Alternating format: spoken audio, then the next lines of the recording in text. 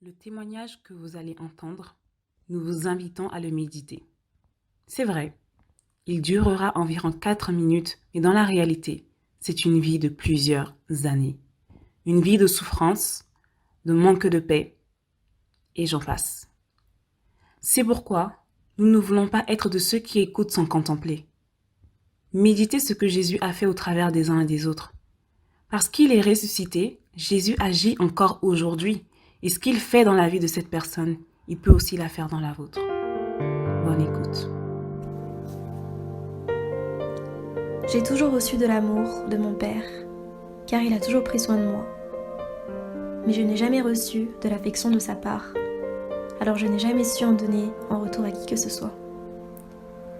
Sans le vouloir, je suis devenue une personne égoïste et égocentrique, qui ne pensait pas aux sentiments des autres. Et je ne me rendais pas compte du mal que je pouvais faire, car j'étais plus focalisée sur moi-même et mes propres intérêts. J'étais dans mon monde. Il n'y avait que moi et moi dans ma tête. Mon caractère a un impact sur mes relations avec les autres. J'ai perdu des amis et mes proches ont arrêté de me parler. J'ai fait souffrir des gens, mais cela ne m'importait peu, car à mes yeux, ils étaient tous en tort de réagir comme ça envers moi.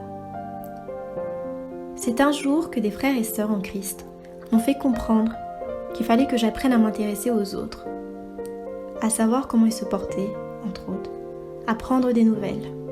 Et c'est au travers d'eux que le Seigneur Jésus m'a montré que j'avais de l'orgueil.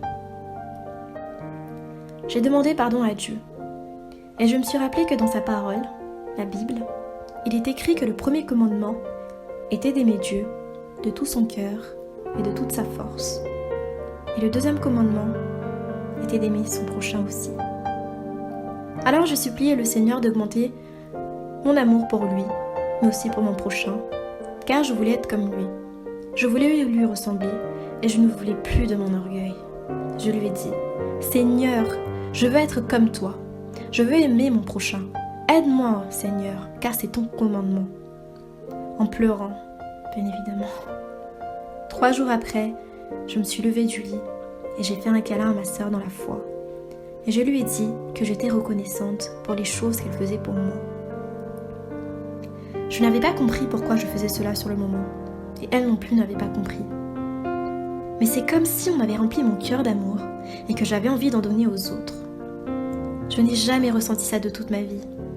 J'ai commencé à prendre des nouvelles de tout le monde et à vouloir aider les autres, ainsi que m'ouvrir aux autres aussi.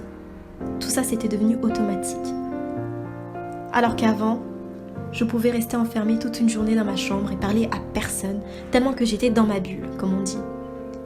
Mon amour pour les démunis a commencé à augmenter de plus en plus.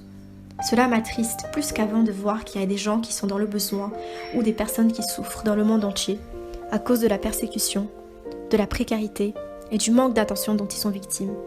Alors que cela ne me m'était jamais venu à l'esprit de m'intéresser à ces personnes.